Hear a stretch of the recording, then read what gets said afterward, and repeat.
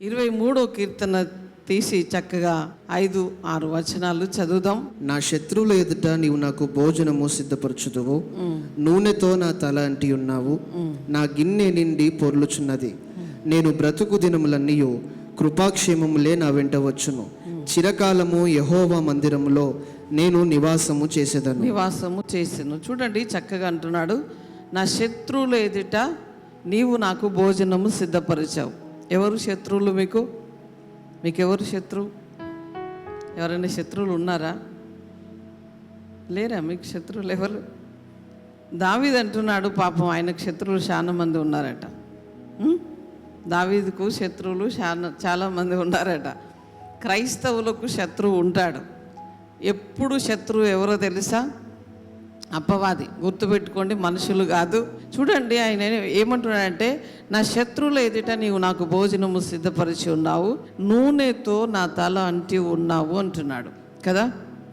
నూనె అంటే చాలా ఆశీర్వాదకరమైన దీవెనకరమైన ఒక మాట. చాలా రోజుల క్రితం వెళ్తే నూనె సమృద్ధిగా ఎవరి ఇంట్లో ఉంటుందో వారు శ్రీమంతులు. ఆమె చెప్తారా? ఇప్పుడు అందరి ఇంట్లో ప్యాకెట్లు అది మంచి నూనె కాదు, కల్తీ నూనె కుప్పలు తిప్పలుగా తీసుకొని తింటున్నాం. కొన్ని సంవత్సరాల క్రితం వెళ్తే వాళ్ళు 1 కిలోన్నర నూనె తక్కెడు అంటారు వాళ్ళు. మా అమ్మమ్మ, మా తాతగారు కిలోన్నర నూనె వేస్తేనట 6 నెలలు వాడుకునేదట ఆ నూనెను. అంటే అది ఎంత విలువైందో మీకు అర్థం కావాలి కదా.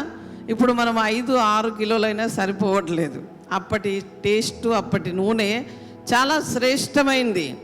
కనుక ఆయన ఏమంటున్నా అంటే, నూనెతో నా తలను అంటి ఉన్నావు అంటున్నాడు. నూనె అనేది శ్రేష్టమైంది. అది అభిషేకానికి సాదృశ్యము, ఆశీర్వాదానికి కూడా అది కనిపిస్తున్నది.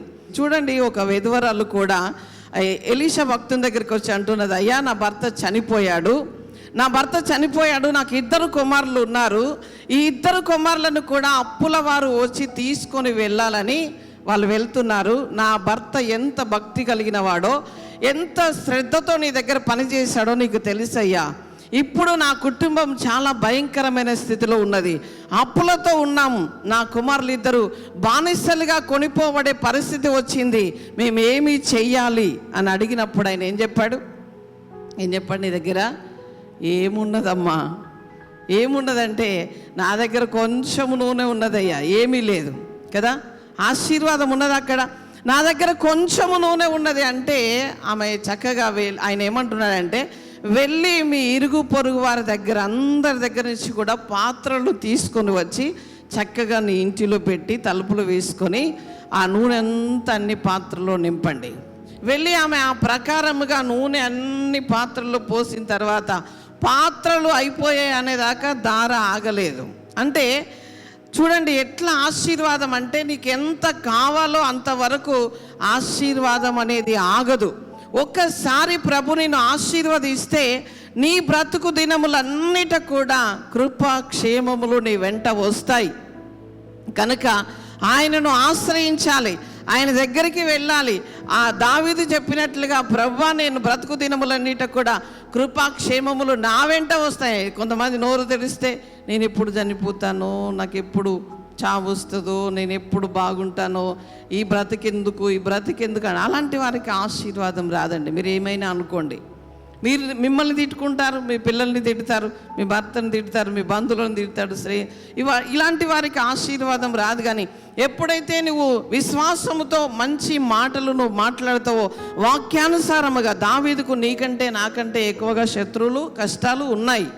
ఒక రాజరికంలో ఉన్నా కూడా ఆయన స్థితి చాలా భయంకరముగా ఉన్నది. కానీ ఏ రోజు అశుభమైన మాటలు మాట్లాడకుండా శుభకరమైన మాటలు మాట్లాడుతూ దేవునితో నడవడం ప్రారంభించాడు. ఈ యొక్క విధవరాల దగ్గర ఏమున్నదంటే, బానిసలుగా అంటే భర్తను కోల్పోయింది ఆల్రెడీ, మరలా కుమారులను కూడా కోల్పోయే స్థితి వచ్చినప్పుడు ఇది నేను భరించలేను, ఇది నా వల్ల కాదు అని ఆ దేవుని పాదాలు పట్టుకోవడానికి వస్తే, దైవజనుని యొక్క ఆ మాట చొప్పున వెళ్ళి తను ఆ ప్రకారముగా నూనె అంతా కూడా నింపుకొని వచ్చి పరిగెత్తుకొని మరలా తన కుమారులను తీసుకొని దైవజనుని దగ్గరికి వచ్చి, అయ్యా నువ్వు చెప్పినట్లుగా చేశాను, గిన్నెలన్నీ కూడా నిండిపోయి, ఇప్పుడు ఏం చేయాలి? ఆ ఆశీర్వాదం వచ్చిన తర్వాత ఏం చేయాలి అని మరలా ఆ దైవజనుని అడిగితే ఆయన అంటున్నాడు, అది అమ్ముకొని అప్పులన్నీ తీర్చుకొని చక్కగా నీ కుమారులు నీవు బ్రతకమని చెప్పారు. అంటే ఇక్కడ కూడా జీవము కనిపిస్తూ ఉన్నది.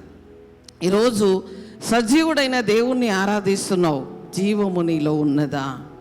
ఆశీర్వాదము నీలో ఉన్నదా?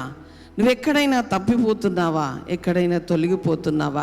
నీ జీవితంలో ఏదైనా జరగరాంది జరుగుతున్నదా? అయితే నీవు దేవుని పాదాలు పట్టుకున్నప్పుడు ఆయన మహిమను మనము చూడబోతున్నాం.